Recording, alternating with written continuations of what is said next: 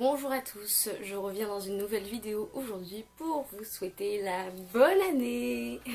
Non, je reviens dans cette vidéo effectivement pour vous souhaiter la bonne année, que 2017 soit génial pour vous, plein de bonnes lectures et de belles choses aussi. Mais je viens surtout pour faire mon top 16 de mes lectures de 2016. Lectures de 2016 qui ont été un peu mitigées, puisque j'ai des excellentes lectures, très bonnes lectures que j'adore et qui sont maintenant sur ma superbe étagère des meilleures lectures de toute ma vie, mais j'ai eu du mal à départager en dessous de 10, du top 10 peut-être. J'ai eu du mal à départager parce que c'était pas forcément des lectures extraordinaires en fait. Le reste du temps, c'était pas mal, mais vu qu'il y a eu beaucoup de pas mal, bah c'est dur de les départager. Nous commençons le top 16 avec un classique et il s'agit du Vieil homme et la mer d'Ernest Hemingway. J'ai lu ça en avril, mais en avril je n'étais pas encore sur Booktube, du coup évidemment je n'ai pas pu en parler, ce qui est le cas de la majorité des livres présents ici, mais il s'agit de l'histoire d'un vieil homme qui décide d'aller pêcher un gros poisson et qui est pendant 160 pages, on est avec lui, c'est comment dire, un duel entre lui et le poisson, mais plein de respect. J'ai été assez soufflée, je pense que si j'avais commencé par ça, d'Hemingway, ça m'aurait donné beaucoup plus envie de m'y remettre. C'est pas du tout bizarre et dur à lire, c'est vraiment une très belle expérience de vie et j'ai adoré quoi. En 15e position, nous avons une dystopie qui est sortie cette année, au mois de mars je crois, et il s'agit de la 5e vague de Rick Yancey. Comme j'aime mal dire, j'arrive toujours après la bataille, du coup je lis les livres que tout le monde a déjà lus il y a bien longtemps, des livres que les gens en sont déjà au tome 3 et moi j'ai pas, voilà, je suis restée au tome 1 parce qu'il m'a bien plu et que j'ai vu plein d'avis nuls sur le tome 2 et le tome 3, du coup ça me donne pas très envie de continuer la saga qui à la base me plaît bien. C'est l'histoire de Cassie, et ben il y a 5 vagues consécutives envoyées par des aliens qui viennent pour prendre la Terre en fait, et donc c'est un petit peu l'apocalypse. J'ai trouvé ça vraiment sympa, j'ai trouvé aussi le film très sympa. J'ai voulu lire le livre avant quand même parce que c'est le genre de personne que je suis. Franchement, il y avait pas mal de personnages, ouais. Je les ai bien aimés, d'habitude, ils m'insupportent.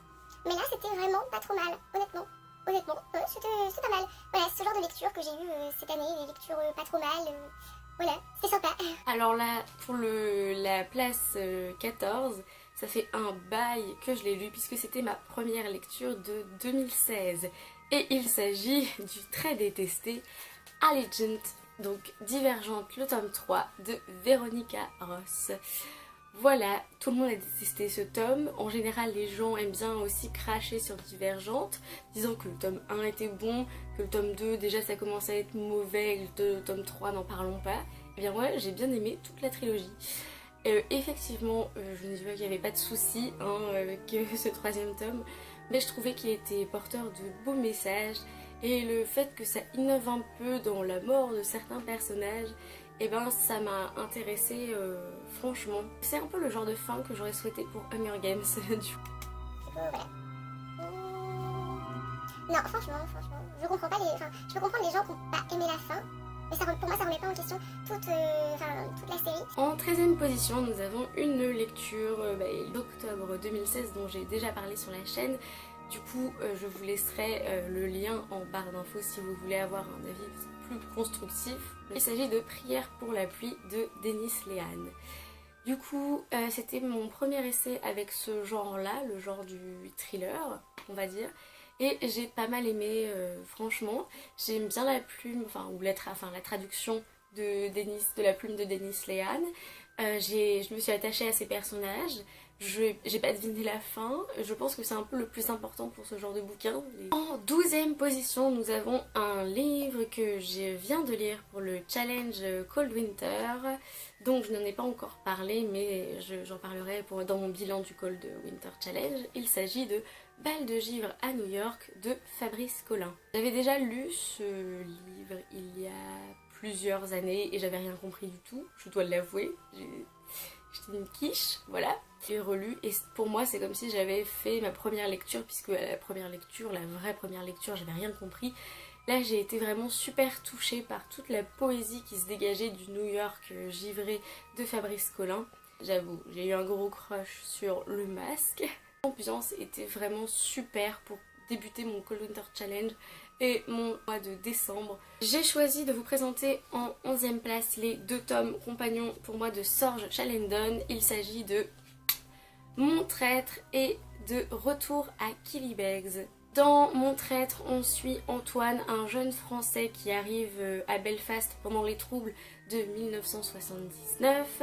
On sent vraiment l'attachement qu'il a à Belfast, à l'Irlande du Nord. On sent que la cause lui importe alors qu'il est même pas irlandais et que c'est ça qui est extraordinaire. Et donc on rencontre un personnage vraiment intéressant et plein de générosité et qui se demande beaucoup de choses. Et je dis que c'est un tome compagnon parce qu'il est ami avec Tyrone Meehan, qui est un grand soldat de l'armée républicaine d'Irlande, mais qui est aussi un traître. Dans Retour à Killybegs, c'est son histoire qu'on suit. Ça m'a vraiment bouleversée, toute cette histoire sur l'Irlande du Nord, et ça m'a appris beaucoup de choses. Et du coup, nous rentrons dans le top 10 avec L'ombre du vent de Carlos Ruiz Zafón. Et oui, je ne l'avais toujours pas lu. L'histoire commence en 1945 et Daniel doit aller chercher dans le cimetière des livres oubliés un livre qu'il devra protéger tout au long de sa vie. Seulement ce livre, c'est le dernier livre, il n'y a pas d'autre édition. Et quelqu'un est après cette édition, quelqu'un veut la détruire et le livre n'existerait plus du tout. Donc déjà ce genre de commencement, c'est juste mon commencement favori. On parle de livre dans un livre, du coup j'adore ça. Chaudement recommandé par un ami depuis des années, je me suis enfin lancée dans la lecture et je l'ai lu en une nuit parce que je ne pouvais plus le lâcher. C'était non seulement très bien écrit, mais il y avait des rebondissements de folie, un méchant complètement pipant, voilà, un très très bon méchant. Et effectivement, c'était une enquête absolument fantastique et prenante et extraordinaire. 9e place, attention, c'est une lecture aussi très récente, puisqu'il s'agit du recueil de poésie, et à chaque fois, j'ai des soucis pour dire le titre. The Princess Saves Herself in the Swan d'Amanda Lovelace, publié en auto-édition. C'est un recueil de poésie qui m'a beaucoup touchée puisqu'il parle un peu de grandir dans notre société, grandir par rapport à ses parents. Il parle aussi de l'amour, de l'estime de soi, de la vision du corps. En 8e place, on arrive dans une lecture de février et il s'agit de Ce qui nous lie de Samantha Bailey. Véritable coup de cœur, d'ailleurs dédicacé au salon du livre de Montreuil par Samantha Bailey. Elle m'a mis la sérénité se fraye un chemin dans la vérité et c'est totalement vrai. Ce qui nous lie, c'est une quête oui, de la vérité, une quête du bonheur, de la sérénité surtout et de la balance des sentiments. Magical realism. Realism. En 7e place, j'ai mis la saga Red Queen et Glass Sword que j'ai en e-book. Je ne vais pas le sortir maintenant. J'ai fait une vidéo complète de 16 minutes ou 17, je ne sais plus. Dessus, je ne pense pas avoir besoin d'exprimer mon amour pour cette saga encore plus. En 6e place, nous avons pareil une saga que j'ai adorée cette année et il s'agit de la duologie The Wrath and the Dawn et The Rose and the Dagger de René Adier. J'ai vraiment adoré l'histoire de Scheherazade et Khalid. Je sais qu'elle n'a pas été du goût de tout le monde par exemple. Une de mes amies assez proches a... Je ne sais pas si détester est le mot, mais n'a vraiment pas apprécié sa lecture. C'est l'histoire de Scheherazade qui veut venger son ami qui a été tué par le puissant... Kharasan, je dirais. Je sais plus, j'ai des mots des fois en anglais et je ne suis pas sûre, donc voilà. Par le puissant calife Kharasan, voilà. Du Khorasan, le chef du Khorasan, je crois. Qui n'est nul autre que Khalid, et donc elle se porte volontaire, ce qui est un suicide déguisé, on va dire. Mais chaque nuit, elle survit, en fait. Et l'amour vient s'en mêler là-dedans, ainsi qu'une malédiction. Elle se rend compte que Khalid ne tue pas les jeunes filles juste pour son bon plaisir et qu'il a une raison valable. Le tome 2 est peut-être un un peu moins bon, contrairement à Red Queen et Glass Sword de mon avis. Mais c'est vrai que 2 tomes c'est assez innovant parce que ils auraient pu en faire 3, 4 ou même 5 avec ce genre d'idées, mais ils se sont arrêtés à 2, du coup je respecte beaucoup ça. Voilà.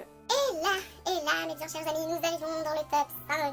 En y réfléchissant, je dois vous dire que ce top 5 ça peut être mélangé de toutes les manières parce que c'est vraiment 5 livres que j'ai adoré à un point inimaginable cette année. Du coup, il pourrait très bien être en première position aussi.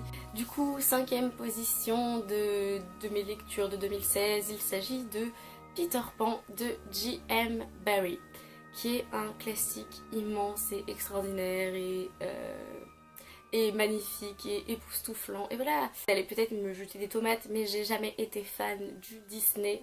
J'ai adoré le livre original, l'histoire originale, c'était tellement mieux, désolée de vous dire ça, mais tellement mieux pour moi que le Disney, que du coup j'ai été complètement charmée par ma lecture. J'ai été vraiment sensible à cette problématique de Peter Pan et même à son personnage qui est carrément flippant, au personnage de Wendy, de Clochette. J'ai été assez étonnée par la description du personnage de Hook parce qu'on dit, enfin Crochet, parce qu'on dit que, il a une personnalité assez profonde en fait, et moi j'aurais été plus du côté de Crochet que de Peter Pan. Énorme coup de cœur. Du début d'année, ouais, c'était janvier 2016. Alors voilà, il y a eu un creux entre deux. Il y a eu des bonnes lectures entre janvier et mars 2016, et ensuite il y a eu des bonnes lectures entre octobre et décembre 2016. Mais par contre, entre deux, c'était la traversée du désert. Voilà les braves amis, c'est comme ça. En 4ème position, j'ai choisi de mettre The Catcher in the Rye de J.D. Salinger, ou L'Attrape-Cœur en français. La même amie qui a lu Captive en même temps que moi est assez fan de ce livre, et c'est vrai que son enthousiasme m'a poussée à le redécouvrir.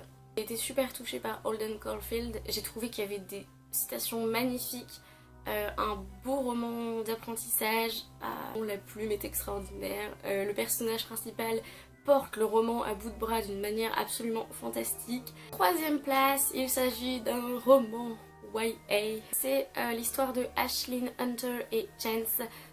Ashlyn et Hunter sont 2 frères et sœurs qui prennent une année sabbatique pour aller rejoindre leur père. Et ils ont un ami là-bas qui s'appelle Chance et qu'ils retrouvent tous les étés.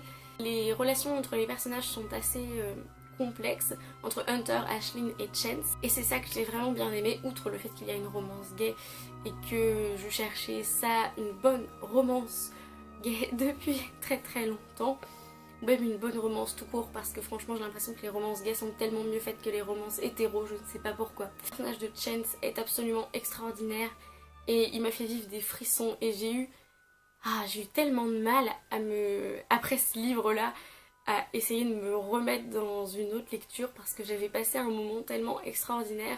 J'ai rencontré l'auteur au salon du livre de Montreuil et il s'agit de Nos faces cachées d'Amy Harmon. Je pense que c'est un des romans préférés de beaucoup de personnes. Je pense notamment à la jeune fille qui était derrière moi dans la queue, qui devait avoir 15-16 ans, pas plus, et qui se demandait comment elle pouvait dire en anglais à Amy Harmon que c'était son livre préféré de tous les temps. C'est juste une énorme tranche de vie sur des personnages qui font tellement réel, tellement vrai, qui se contentent de vivre de la meilleure manière qu'ils peuvent. Et la première place, celle que tout le monde attendait, la première place est décernée. Je ne sais pas, je ne pense pas que ça surprendra certains, puisque c'est la première vidéo que j'ai tournée pour ma chaîne. Et évidemment, il s'agit de Une vie entre deux océans de M.L. Stedman. Rarement un livre m'a marqué à ce point, vraiment.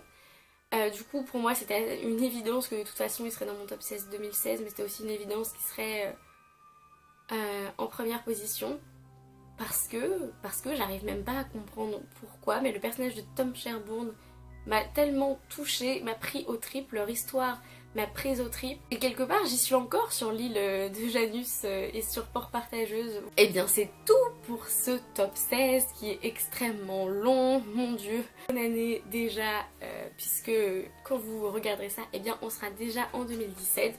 En tout cas, merci de me suivre et merci de me laisser des gentils commentaires, ça me fait très plaisir.